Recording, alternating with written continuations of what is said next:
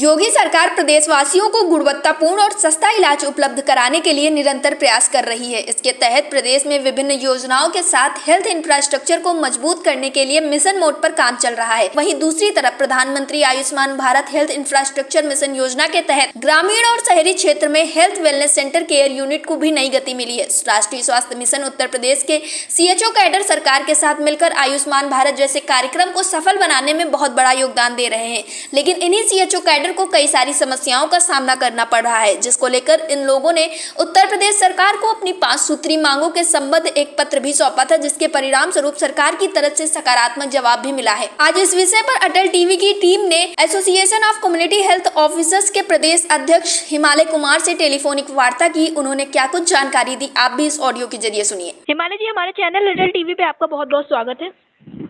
जी ma'am. राष्ट्रीय स्वास्थ्य mission Uttar Pradesh के कैडर सरकार के साथ मिलकर आयुष्मान भारत जैसे कार्यक्रम को सफल बनाने में बहुत बड़ा योगदान दे रहे हैं, लेकिन इनको कुछ समस्याएं हैं जिनको लेकर उत्तर प्रदेश सरकार को पत्र भी लिखा गया, जिसका जवाब भी आप लोगों को मिला है। मैं जानना चाहूंगी वह 5 सूत्री मांगे क्या हैं और केशव प्रसाद मौर्य जी द्वारा मिले जवाब पर आप क्या कुछ कहना चाहेंगे। मैम, हमारा प्रतिनिधिमंडल CHUP का प्रतिनिधिमंडल 14 तारीख को भी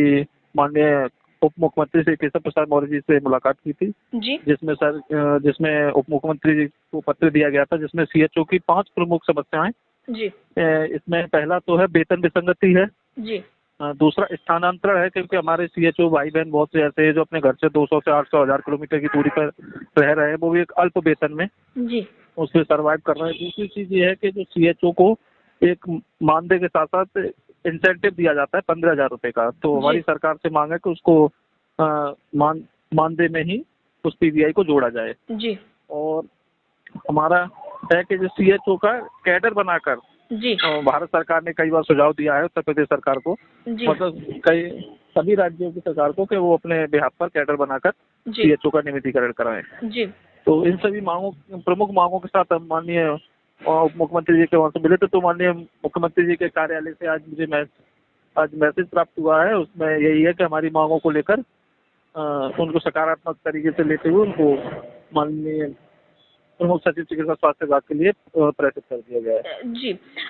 हिमालय जी, मैं ये जानना चाहूँगी आपसे कि ये सारी समस्याएं जो आप बता रहे हैं ये स्वास्थ्य विभाग में लंबे समय से बनी हुई हैं, और कुछ चीज़ें ऐसी निकल कर सामने आई जिसमें ये पता चला है कि ये सारी चीज़ें भारत सरकार द्वारा नहीं बल्कि अधिकारियों की हिला हवाली के द्वारा कर्मचारियों को इन समस्याओं का सामना करना पड़ रहा है, तो इसमें कितनी सच्चाई है। बिल्कुल मैडम, ये सही बात है बिल्कुल, क्योंकि आपको इसमें आपको छोटा सा उदाहरण देता हूँ कि जो CHO को 15,000 रुपए जो इंसेंटिव मिलता है कार्य प्रोत्साहन राशि, उसको बिहार सरकार ने, जो कि बिहार सरकार जो कि उत्तर प्रदेश सरकार के मुकाबले नहीं है कहीं भी, जबकि उत्तर प्रदेश सरकार में इतना बड़ा बजट रहता है, उसके बाद भी उत्तर प्रदेश सरकार में CHO के साथ इतनी समस्याएं हैं जी, वहाँ पे ये समस्याएं आ रही हैं, लेकिन बिहार राज्य ये सब कर सकता है, तो उत्तर प्रदेश सरकार को इसमें समस्या नहीं आनी चाहिए जी। तो इसमें कहीं ना कहीं हम मानते हैं कि अधिकारियों की है कि वो नहीं चाहते कि इन सब चीज, और इससे CHO का शोषण दिन प्रतिदिन बढ़ता जा रहा है जी। हिमालय जी, आपसे मैं ये बात भी जानना चाहूँगी कि बातें निकलकर ये भी सामने आई थी कि जो कर्मचारी हैं वो पूरी तरह से सरकार का सहयोग करते हैं, लेकिन दूसरी तरफ देखा जाए तो सरकार के द्वारा जो सुविधाएं दी गई हैं कर्मचारियों को वो ठीक तरह से लागू नहीं हो पा रही हैं। इसमें कहाँ से ये सारी विसंगतियाँ आ रही हैं। नहीं मैम, इसके लिए तो यही है कि देखिए, आप जैसे देख रहे हो जो CHO का जो प्रोग्राम है, जो आयुष्मान भारत माननीय प्रधानमंत्री जी की महत्वाकांक्षी योजना आयुष्मान भारत के अंतर्गत द्वारा ये कार्यक्रम संचालित हो रहा है, और उसमें CHO के कार्यों की सराहना, जिसमें NCD की स्क्रीनिंग हुआ, टेली कंसल्टेशन हुआ, इसकी सराहना केंद्र स्तर से और राज्य स्तर से कई बार की जा चुकी है जी। तो हमें लग रहा है कि CHO अपना 100% दे रहे हैं, तो राज्य सरकार को इस CHO की समस्याओं का समाधान जल्द से जल्द करना चाहिए जी। हिमालय जी, क्या इसके पहले भी जो ये CHO कैडर है इन्होंने अपनी समस्याओं से सरकार को या अधिकारियों को अवगत कराया था, और अगर करवाया था तो फिर क्या कुछ उधर से निकल कर आया था, क्या कुछ आश्वासन मिला था या फिर कोई भी समस्या का निस्तारण हुआ है। हाँ, एक बार अभी CHO का राष्ट्रीय स्वास्थ्य मिशन के अंतर्गत लगभग 1 लाख से अधिक कर्मचारी कार्यरत है, उसमें पिछले वित्तीय वर्ष में सिर्फ CHO का लॉयल्टी बोनस, जो कि एक मासिक वेतन वृद्धि होती है 3 साल और 5 साल पर जी, तो उसको खत्म कर दिया गया था सिर्फ CHO कैडर का। तो उसके लिए सभी CHO ने मिलकर डिजिटल स्ट्राइक की थी, तब MD NHM मैडम के द्वारा अपने ऑफिस में बुलाकर सीएचओ की मीटिंग की थी एसीएचओ यूपी के प्रतिनिधि मंडल से, और उन्होंने आश्वस्त किया था कि जो हमारी सभी मांगे हैं उनको मतलब जल्द से जल्द पूरा करेंगी। लेकिन हमारा लॉयल्टी बोनस तो वापस मिला है, लेकिन हमारी किसी भी दूसरी मांग पर किसी भी प्रकार की अभी तक कोई कार्रवाई नहीं की गई है। जी। अगर आप लोगों की समस्याओं का हल नहीं होता है तो आप लोगों की आगे की रणनीति क्या होगी? अभी यही है, हम देख रहे हैं सरकार से, हम चाह रहे हैं कि हमारे सभी चीजें सकारात्मक रूप से चल रही हैं तो उसको जल्द से जल्द सरकार को मान लेनी चाहिए। नहीं तो अगर हमारा स्थानांतरण पॉलिसी या वेतन विसंगति दूर नहीं हुई तो जैसा कि सीएचओ ने पिछली बार भी डिजिटल स्ट्राइक की है, तो इस बार भी डिजिटल स्ट्राइक और या फिर सरकार को ज्ञापन देते हुए सीएचओ अपनी हड़ताल के लिए बाध्य होंगे। जी।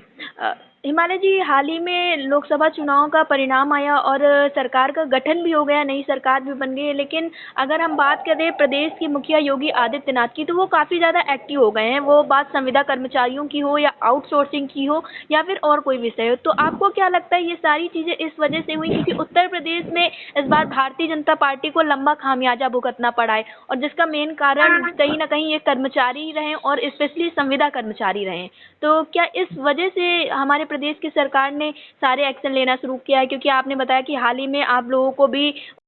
उप मुख्यमंत्री से मिला हुआ है पत्र। नहीं, देखिए सरकार का गठन हुआ, देखिए ये चीज तो सर जनता जनार्दन है, जनता जिसको चाहती है उसको सत्ता दिलाती है।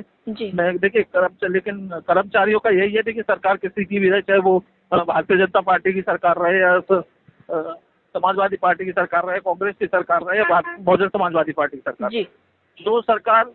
कर्मचारी हित में कार्य करेगी कर्मचारी उसी को समर्थन करेगा जी। और मुझे लगता है करना भी चाहिए, क्योंकि आपने देखा होगा एक ओल्ड पेंशन स्कीम का मुद्दा ऐसा मुद्दा है कि जहाँ कि भारतीय जनता पार्टी जिसको लेकर आश्वस्त नहीं है और जहाँ पे कांग्रेस की सरकार बन रही है वहाँ पे वो चीज को प्रमुख मुद्दा बनाकर वो अपनी सरकारें भी बना रहे हैं कई जगह। हिमालय जी, अटल टीवी से जुड़ने के लिए बहुत बहुत धन्यवाद। जी धन्यवाद।